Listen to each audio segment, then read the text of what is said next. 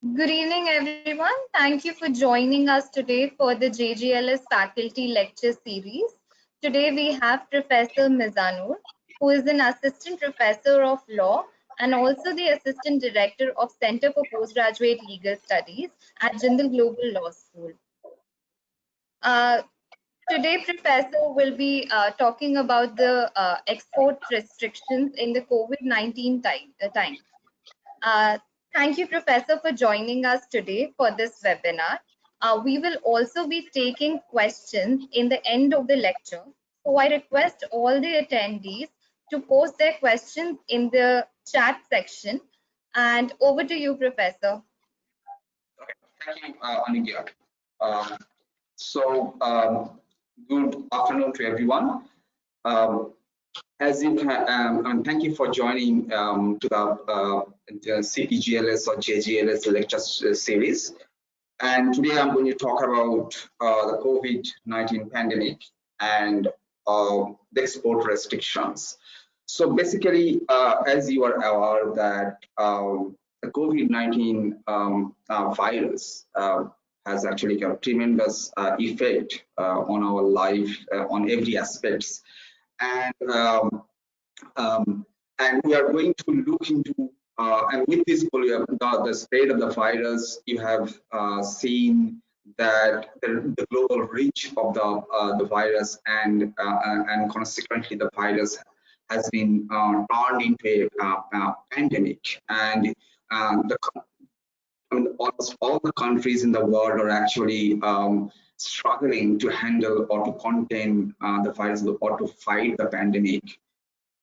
Now, in terms of containing the virus or in terms of fighting the pandemic, different governments have adopted measures which are actually for the purpose of protecting lives and lives of human beings, also imposing restrictions on the movement of goods, products, capital, as well as investments, and also to kind of imposing restrictions on the movement of human beings.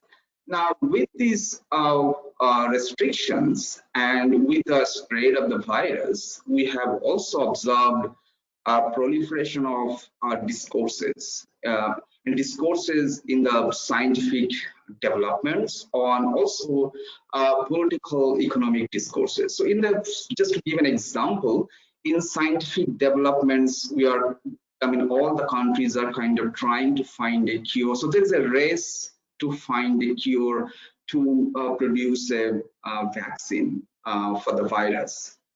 And that is one way of containing the virus to fight the pandemic.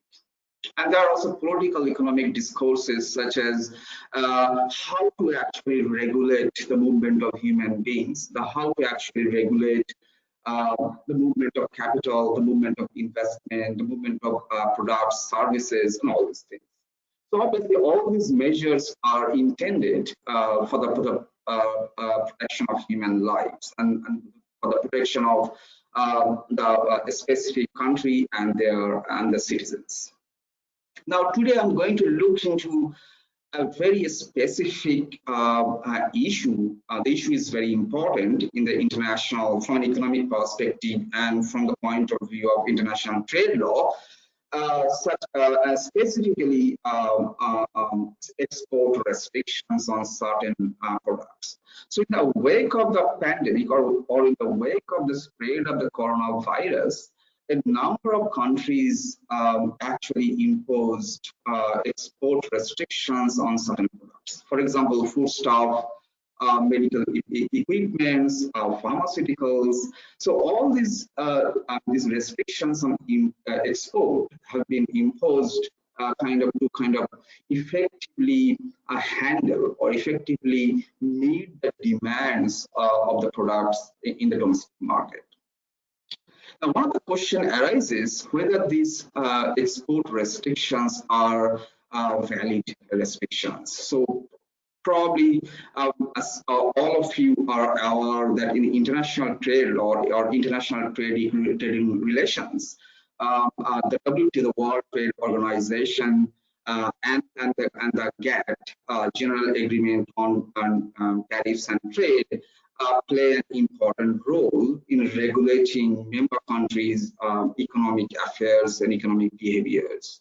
So I am going to look into the question whether the export restrictions are valid in terms of the WTO member countries' obligations under the GATT. Now, trade restrictions are not new. So countries have practiced trade restrictions or restrictions or complete prohibitions on the export or import of products for many years, even during the earlier GATT regime. And when the WTO came into existence in 1994, then obviously there was a much more legalization of WTO members' GATT obligations, and the member countries were kind of put into an obligation to follow or to fulfill their GATT obligations very strictly.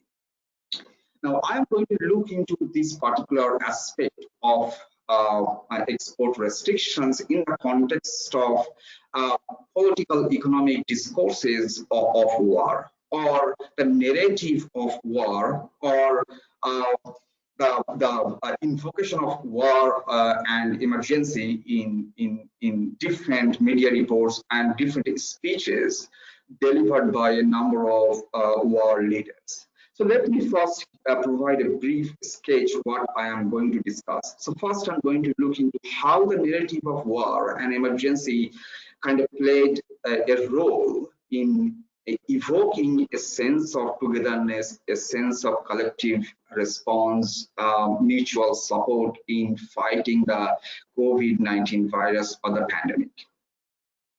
So the first time the word war has been kind of invoked or used by the Chinese Premier Xi Jinping, and he clearly stated that what we are observing in China is that a people's war in fighting or in containing the coronavirus. And following that, the French President Emmanuel Macron also clearly declared that we are at war and we are going to deploy military to support the infected people to shift to the hospitals. Again, just after French presidents declared war against the coronavirus,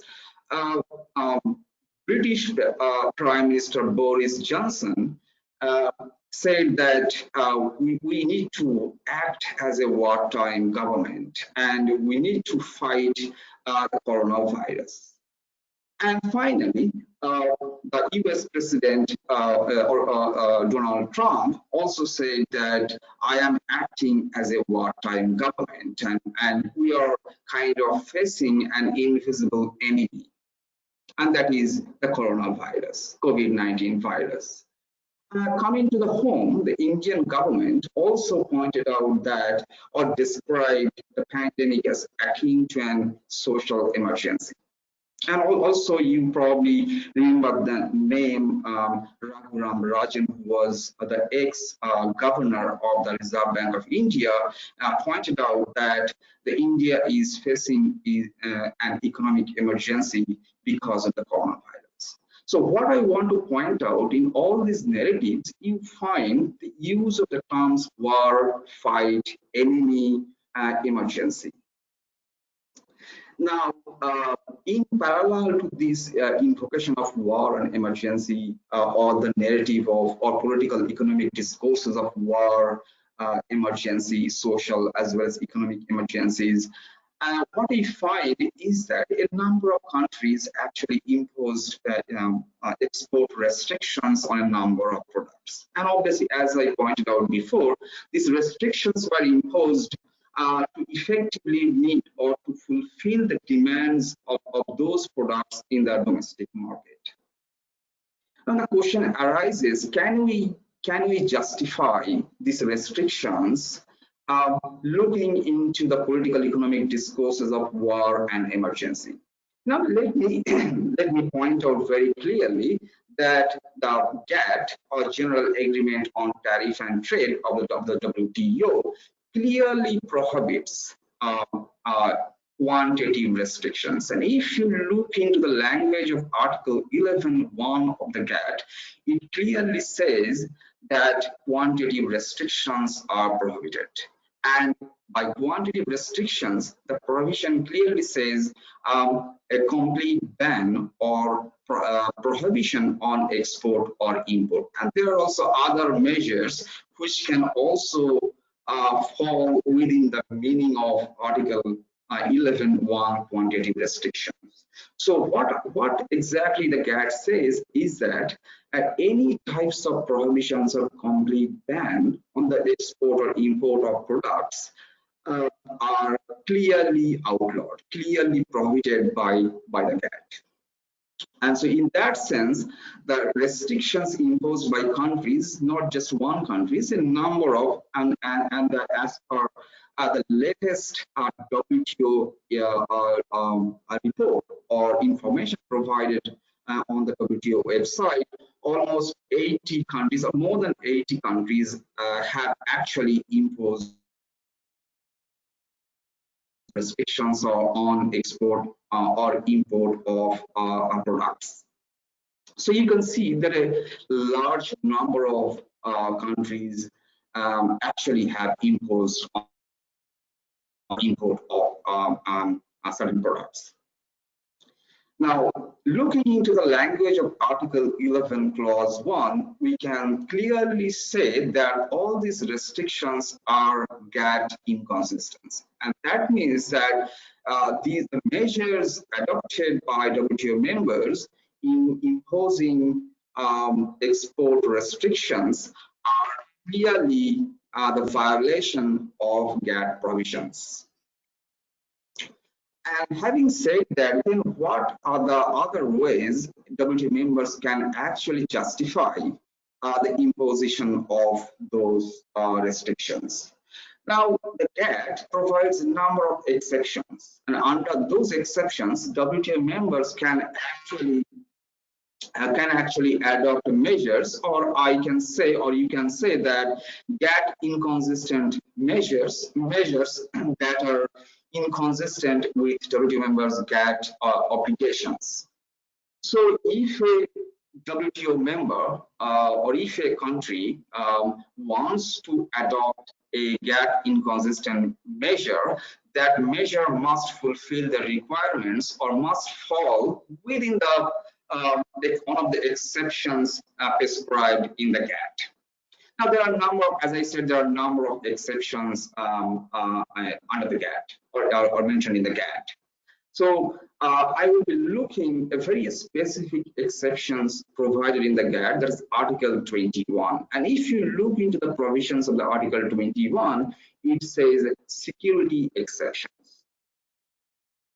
And the language of Article 21 clearly says, specifically Clause B, that WTO member should not be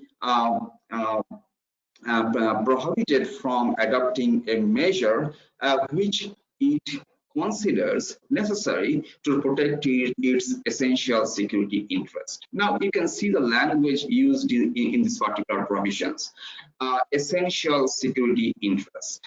And also, it clearly says which it considers necessary. That means that WTO members can consider any measure necessary to protect its essential security interest.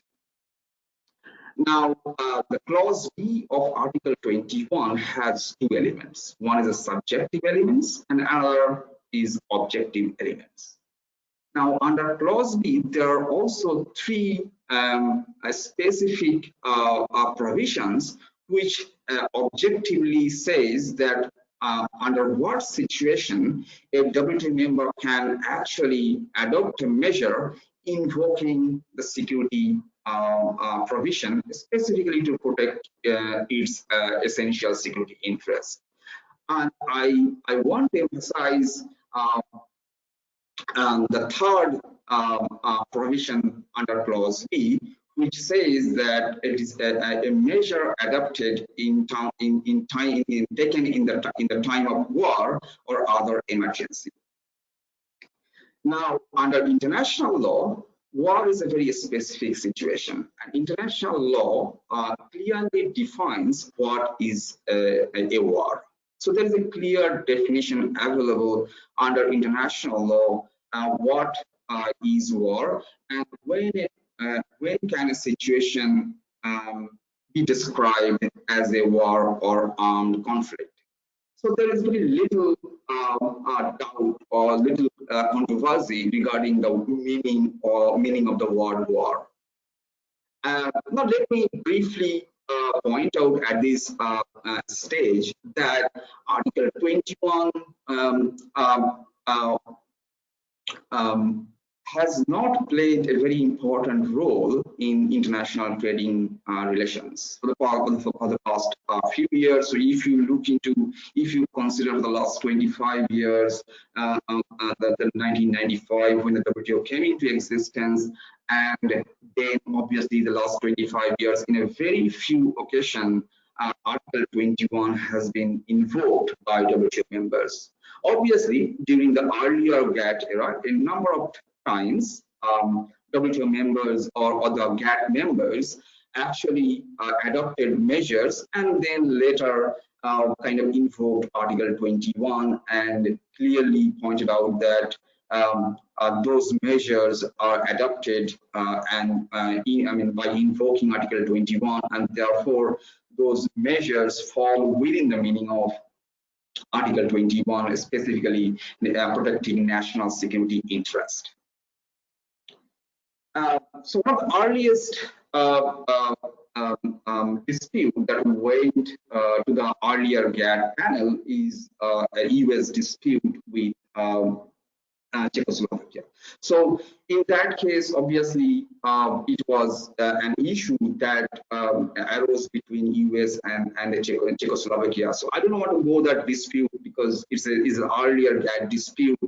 And after the WTO came into existence, only one dispute reached to the WTO dispute settlement regarding Article 21, and that is between Russia and Ukraine. So I will come to that dispute and the finding of the panel report a bit later. So let me go through some of the words and phrases mentioned in Article 21, Clause B, and the third provision under Clause B. So as I pointed out that the Clause B, the chapter or the preamble of Clause B clearly points out that when it considers necessary. So when a WTO member considers a measure necessary. So one of the question arises, does it mean that a WTO member can adopt any measure to protect its essential security interest? And again, the question arises, what is the meaning of essential security interest? What interest can be regarded or defined as essential security interest? So these are two very difficult questions. So other questions which are important for consideration here is that the meaning of war, which is, as I say, that not difficult to understand because international law clearly defines what is a war and what situation can be defined or regarded as war. Now the problem arises when you look into the term other emergency. Now, obviously, as you can see, the language used, other emergency, which is a very different language from war. And again, also an important aspect is that the way language is used, war or other emergency. So the word, so the phrase other emergency is kind of connected with the term war with another word or. Now, how do we kind of understand the language war or other emergency? So let's look into all these phrases one by one. So in terms of the scholarly writing and the analytical text provided by the WTO on Article 21, whether while the clause B of Article 21 provides a broad latitude or freedom to WTO members by providing or by giving or by mentioning the word when it considers necessary. So that really provides a very broad latitude or freedom to WTO members to WTO member countries to decide what measure it considers necessary to protect its essential security interest. So in that sense, obviously, by looking into the current situation, like imposing export restrictions to fight the coronavirus or to fight the COVID-19 virus might be justified. The first finding, that is my first argument, that since the language of clause B provides a very broad freedom to WTO members, because the WTO members is free to consider or free to decide what measures are necessary to protect its essential security interest. So considers necessary. So a member is free to decide what measures are necessary to protect its own interest. So that is one of the issue that is, I mean, WTO members can consider in terms of understanding whether the measure adopted to protect its interest or to fight the virus in terms of imposing export restrictions on certain products necessary or not. So obviously you can say that we are fighting, we are battling, we are struggling to contain the coronavirus, the spread of the virus. We are fighting a pandemic of a global scale. Obviously, the measure adopted by a large number of countries are actually necessary measures. Now, the next aspect is that essential security interest. Now, this is a very difficult question to understand. Can fighting the virus or the spread of the virus or the pandemic be regarded as an essential security interest? So look into the phrase essential security interest. So it is not just only security interest, but must be essential security interest.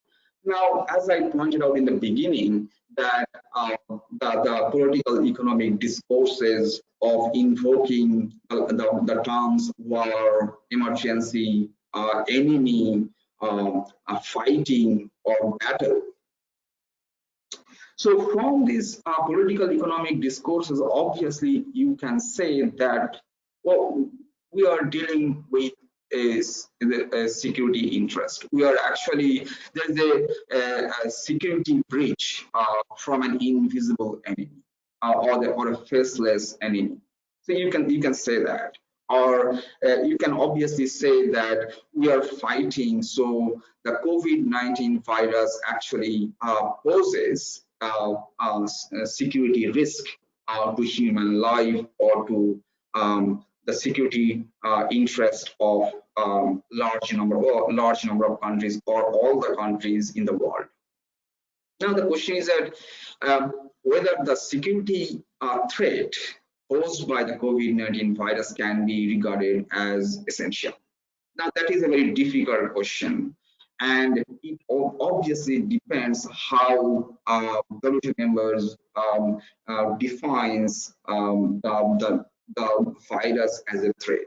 So obviously, looking into the scientific discourses around the virus or surrounding the virus, you can say obviously looking into the loss of life and looking into the struggle, human struggle to contain the virus, you can also say that obviously it might be described as a threat or essential security interest, because protecting human life is always important rather than trade.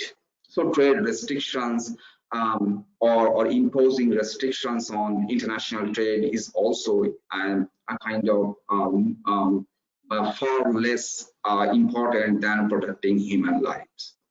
So that can be settled by understanding that the threat posed by the COVID-19 virus is an essential security threat to human life. So these two understanding kind of becomes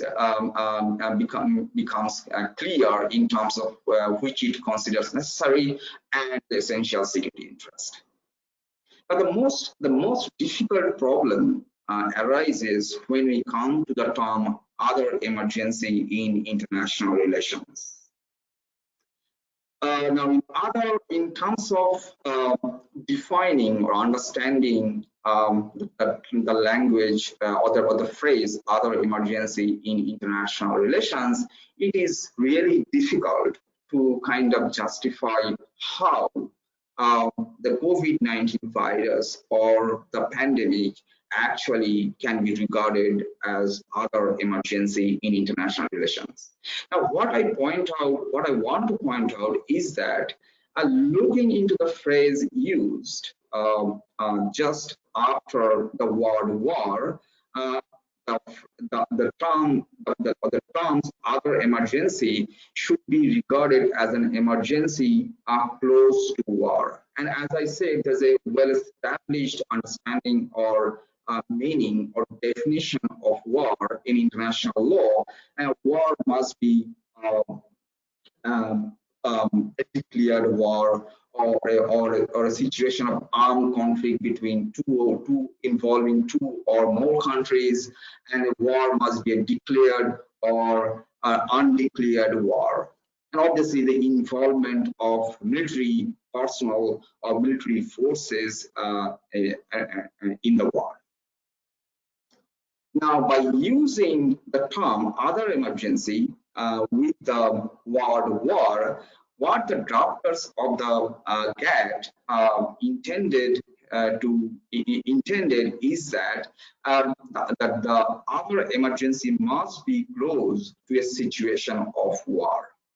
So, looking if there is a tension between two countries in terms of national security, that can be regarded as another emergency in terms of the meaning of the war or armed conflict. And another aspect I want to point out that if the drafters of the GATT wanted to simply say or use the word emergency, they should have done in that way, just mentioning the word emergency and not using the term other emergency with the word war. So all these phrases come together, war or other emergency in international relations.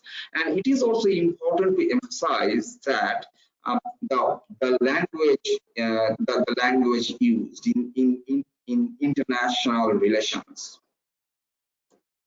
Now, if we look into the analytical text provided by the drafters of the GATT before the WTO came into existence, the drafters mentioned very clearly that we do not want to use language which is too broad, and also the language should not be too restricted. So what they clearly pointed out that there must be a balance between the languages used.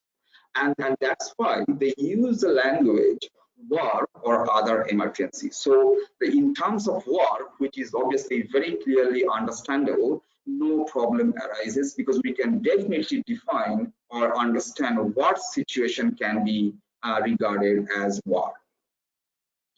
But when it comes to looking into the phrase other emergency, the different scholars as well as the drafters of the GATT clearly pointed out that by other emergency, we do not mean to say any emergency, any situation, not any situation under the sun. And that is the very exact language used in the analytical text, not any situation under the sun.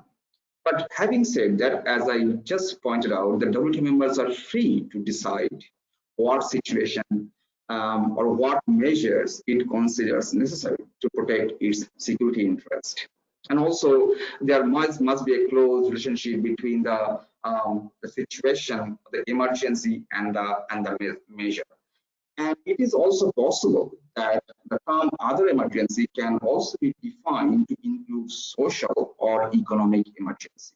But that does not mean that emergency, that social or economic emergency in the nature of a pandemic, or that social or economic emergency must be close to a war, close to a meaning, or close to a situation of war or armed conflict. And that kind of makes me to kind of conclude my analysis is that while WTO members or the WTO or the countries which have imposed export restrictions on a number of products are free to decide, and they have decided, these countries have decided to impose export restrictions on a number of products, looking into a complicated and difficult economic and social situation in their respective countries, like imposing restrictions on a number of medical medicines such as hydroquinone, or medical equipments or protective gear such as face mask or ventilators. So the countries have decided rightly, because they have the right to decide what measures are necessary, what measures it considers necessary to protect its interests, essential security interests. But it remains difficult to understand whether what these countries have done by imposing, specifically by imposing export restrictions, whether these export restrictions can be regarded as protecting essential security interests, first of all. And second, whether the pandemic or the COVID-19 pandemic can be defined or can be regarded a situation close to an armed conflict or close to a war. And as I said, that by using or by putting the phrase other emergency in international relations to the word war, clearly the drafters and also the panel clearly pointed out in the Russia and Ukraine dispute that this other emergency must be a situation close to a war, or must be a situation heightened national emergency, heightened national security. So it remains very difficult to understand that whether the COVID-19 pandemic or virus actually poses a national security, actually a threat to national security. And lastly, I want to point out is that looking into the language, looking into the way language used in the third provision of Clause B of Article 21 in international relations, it remains very difficult to understand whether the COVID-19 pandemic or the virus actually poses a threat to international relations or international security. That is clearly not. So the COVID-19 pandemic or the COVID-19 virus, in my view, or according to my analysis, is not posing any types of security interest or security threat in international relations. And when I say that international relations, that means relationship between two countries or more than two countries in terms of security breach, in terms of security threat, in terms of national security interest. So in my view, or according to my analysis, that the COVID-19 pandemic or the virus is not really posing any kind of threat to security in international relations. So from that point of view, I mean, the use of the rhetoric or use of the kind of invoking the rhetoric of war, emergency, battle, enemy cannot really be justified in terms of invoking Article 21 Clause B, and obviously the specific provision that is the Clause 3, sub-clause 3 of Clause B of Article 21, because it is difficult to justify whether the COVID-19 pandemic or the virus in fall or the threat or the security threat or the health threat or the security threat posed by the COVID-19 pandemic or the COVID-19 virus falls within the meaning of other emergency in international relations.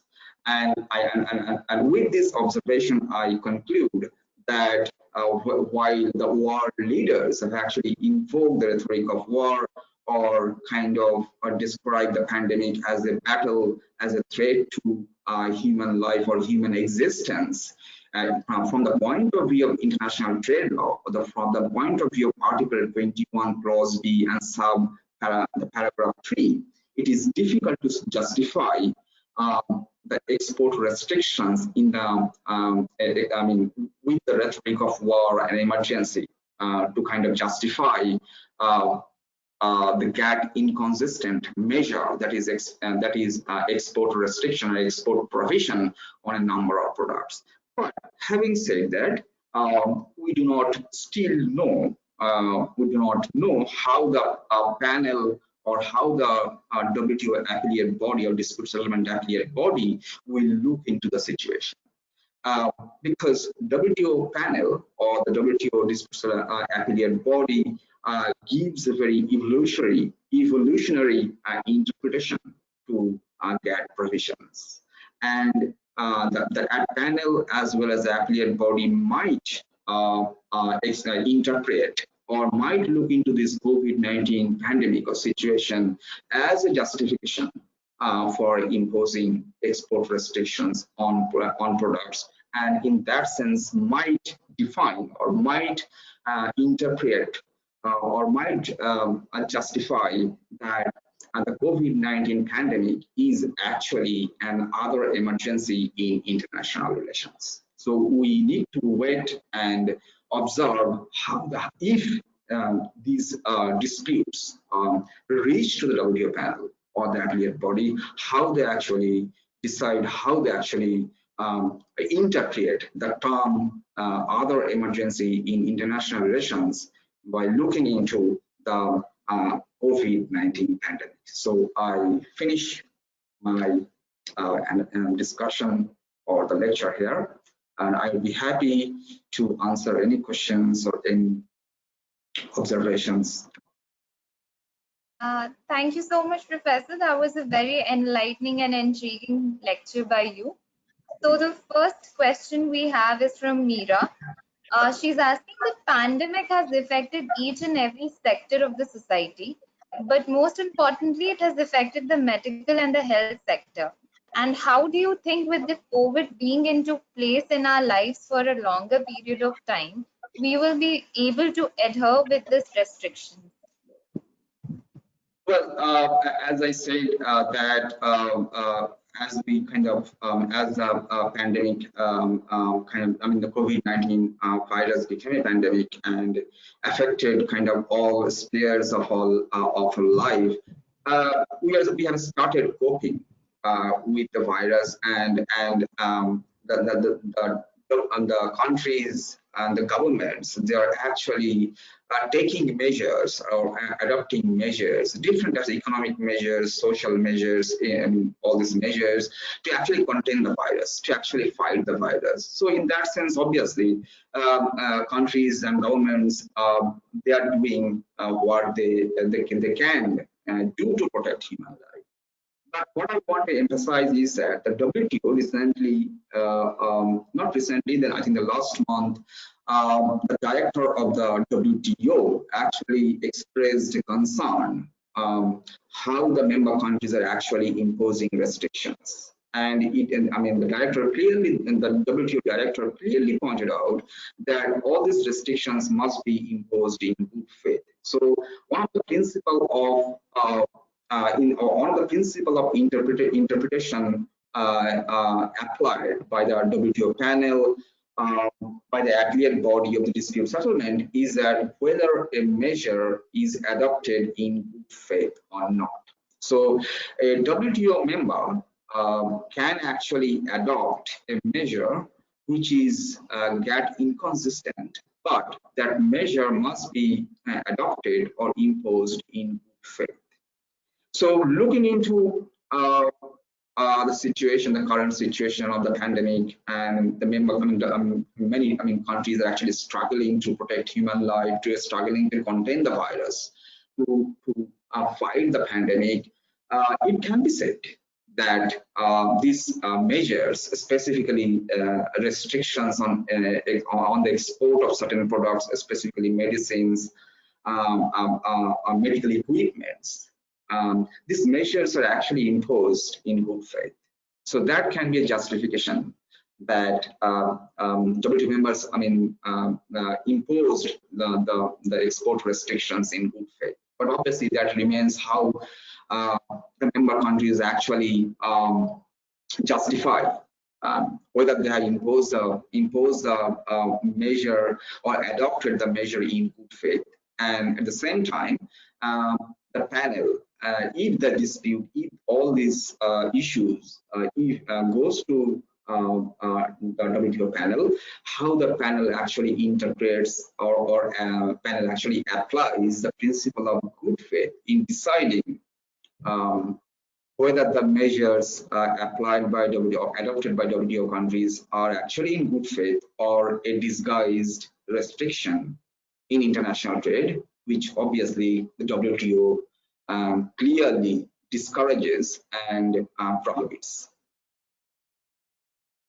So I hope that I have answered. I think so if there's an additional question, I'll be happy to kind of explain. Professor, the next question is asked by Rahul. Every country has its own security protocol, which has affected the trade and commerce. Please, if you can elaborate how we can keep this national security into consideration and not affect the trade and commerce restrictions.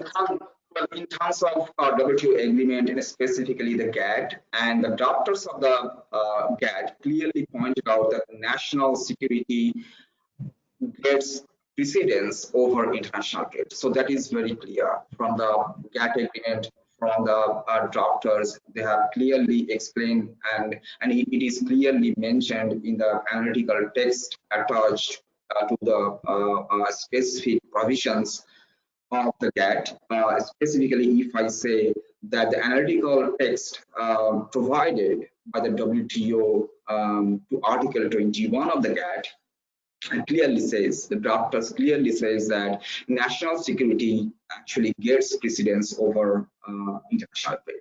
However, we also need to keep in mind that the main purpose of the WTO is to liberalize trade, is to liberalize, is to kind of to kind of oblige countries to fulfill their GATT obligations in the international trading relations. We also need to understand that. And obviously, it remains a very contested and controversial idea within the international trade literature, or in the international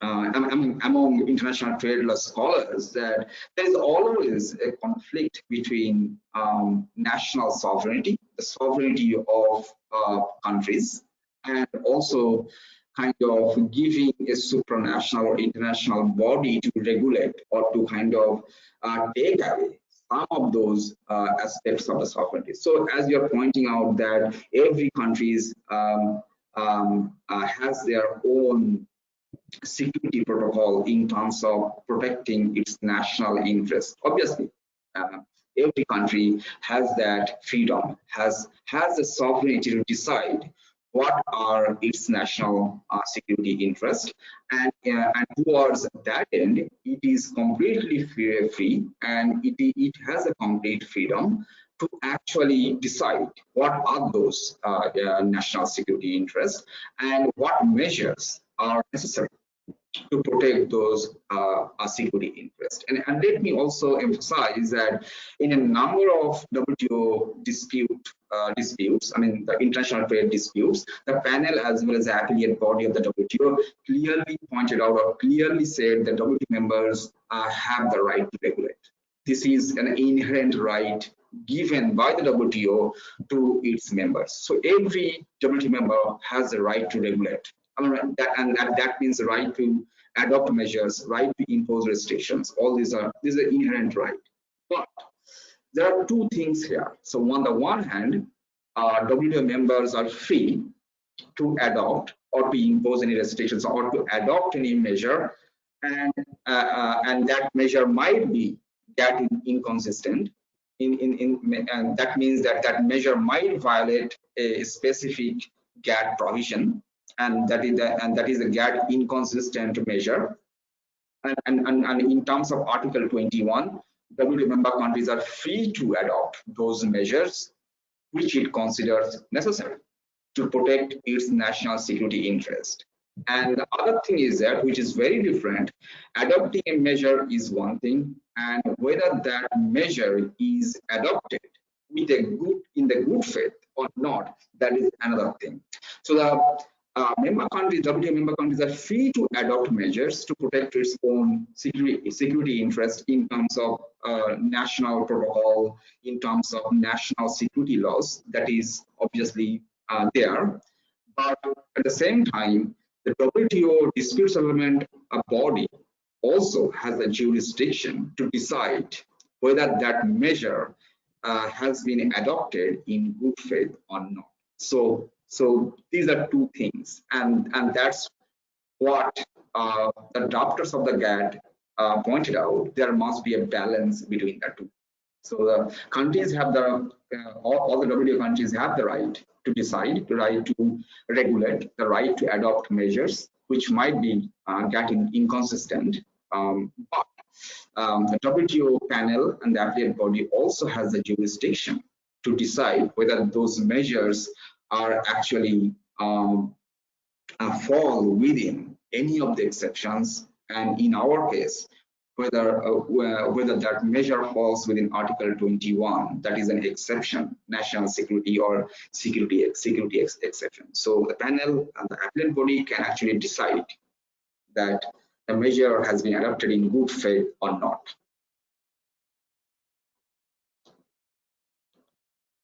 Professor, the next question is asked by Kamlesh. He's asking if COVID-19 falls within the definition of a biological war.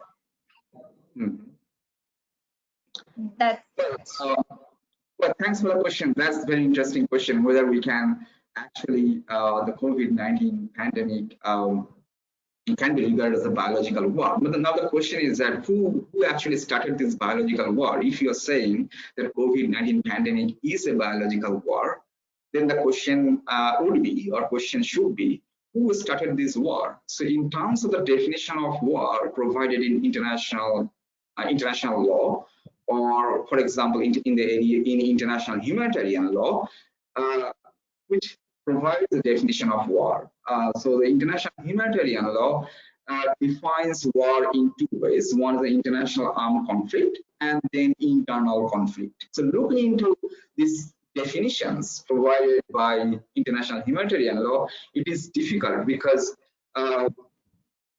international war or international armed conflict, as the definition provided by the Geneva Conventions, 1947, and the war must be two countries or more than two countries. An international armed conflict must be between two countries or must be more than two countries.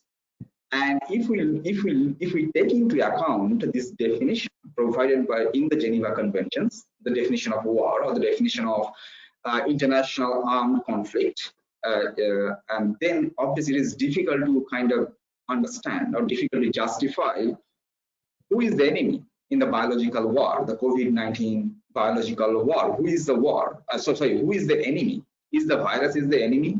I mean, can we actually can we actually say that a virus is another country? Or the question is, who actually started this war? So we do not know. I mean, we cannot really say that the COVID-19 pandemic can be, even if I accept your argument that it is a kind of biological war, a biological war against the human existence, against the human life, in terms of definition provided in terms of the definition of war provided in the Geneva Conventions, it is actually difficult to justify that the biological war, COVID-19 pandemic, is actually a war, because as I said, so let me point out one thing. So when a dispute goes to the WTO panel and the WTO appellate body, the appellate body actually looks into the principle of interpretation mentioned in the Article 32 of the Vienna Convention of the Law of Treaties. And according to Article 32 of the Vienna Convention of the Law of Treaties, it is the obligation and the duty of the international dispute settlement bodies, such as the WTO or the WTO AB appellate body or the panel, to provide interpretation or to interpret a specific provision, phrase, or word in their ordinary meaning, to provide an ordinary meaning, that is the dictionary meaning of the word. Now, even if you look into the dictionary meaning of the word, obviously it says a war is an armed conflict between two or more than two countries. And taking into account this ordinary meaning of the word provided in the dictionary or in the Vienna Convention, or in the Geneva Conventions, it is difficult to actually say the COVID-19 pandemic is a war, or whether a biological war can be regarded as a war in the sense of the meaning provided in the dictionary or in the Geneva Conventions. Well, the next question is a very interesting one. We know that in the recently the government has imposed trade restrictions on Chinese products with the recent international border conflict. So how do you think that trade restrictions can help us in coming with peace with the conflicts that are going on the international border? Yes, and that's a very interesting question. I was reading it, the Indian government's decision, the very recent decision to impose trade restrictions, and not just trade restrictions, but also banning a number of applications which are of Chinese origin or kind of provided by Chinese or managed by Chinese business entities. And obviously, the latest accusation made by the Chinese government is that Indian government has violated Article 21, the security provision, as the security exception provision mentioned in the GATT. So yes, I need to go through a more detailed arguments made by the Indian government, the rationale or the basis of these trade restrictions or prohibitions, complete ban on the use of certain Chinese applications, and obviously that comes within the services, obviously under the GATTs. So GATTs are quite similar to GATT, obviously, providing services, and obviously the GATTs also contain certain exceptions. And so my initial understanding and very preliminary analysis suggests that there is a good reason that Indian government can justify its measure of restricting or banning Chinese applications and Chinese business entities on the ground of a national security interest, and obviously that will fall within Article 21 of the GATT. As my initial and very preliminary analysis and understanding. And obviously, looking into the panel report in the Russia and Ukraine dispute, looking into that report, which is obviously a lengthy report, and what I understand from the panel report in that particular dispute between Russia and Ukraine is that there is a good justification for India to actually kind of argue that the measure adopted, I mean, looking at the border situation, the conflict on the border, the standoff between Chinese and Indian militaries on the border happening for the past few months, and there's a heightened tension between these two countries and the killing of Indian soldiers. Obviously, my understanding is that India can actually justify its measure, the trade restrictive measure, within the meaning of Article 21 of the GATT. Professor, the next question is asked by Soumya. So she's asking, is COVID-19 considered a pandemic or a national emergency? Following which she's asked another question. If it is difficult to justify that COVID-19 is a pandemic, is it actually a war? And how can a country be in a state of emergency then? Yes, so that is the question I was trying to kind of raise, and in the end, or I concluded my discussion is that it is really the COVID-19, the spread of the COVID-19 virus, and the situation right now is that the COVID-19 virus actually turned out to be a pandemic. The way the virus is spreading and affecting life. So it really remains unknown that whether the panel or the appellate body will interpret the term or the phrase other emergency, including the health emergency, which is obviously we are witnessing. So many countries, specifically developing countries, are actually going through health emergency in terms of arranging treatments, in terms of providing medicines, medical equipments. So yeah, definitely a number of poor developing countries, including India and many countries in Asia, Africa, and Latin America, are going through health emergencies. Now, having said that, so whether the health emergency in the context of the COVID-19 pandemic can be regarded as other emergency within the meaning of Article 21.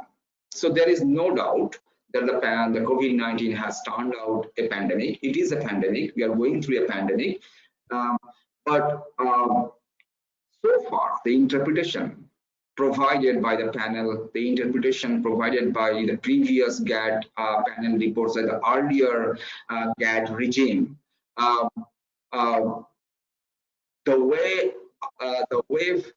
the phrase other emergency has been interpreted is that the other emergency must be an akin to a war, must be an akin to an armed conflict, and also the meaning of the language international relations.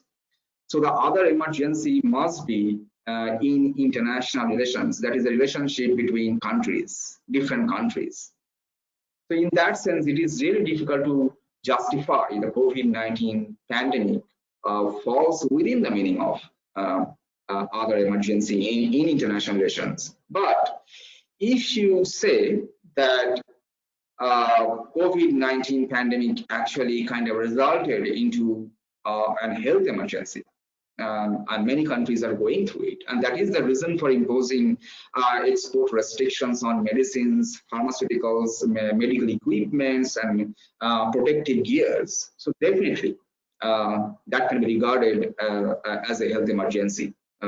So it remains to be seen how the appellate body or the WTO panel actually defines the terms, the phrase other emergency to include health emergency.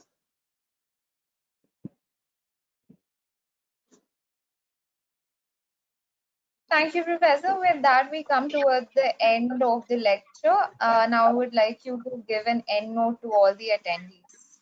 Okay, thank you. Okay, so thank you for joining the webinar, and it was really interesting to kind of answer your questions, and the questions are very interesting, and those questions also kind of pushed me to think further and analyze those issues further, and it was really having an excellent time to kind of discuss the issues, this very important issue with all of you guys, and you guys have raised very important and very interesting questions, and I thank you, all of you. And also, at last, I mean, thank you for joining the webinar and listening the webinar.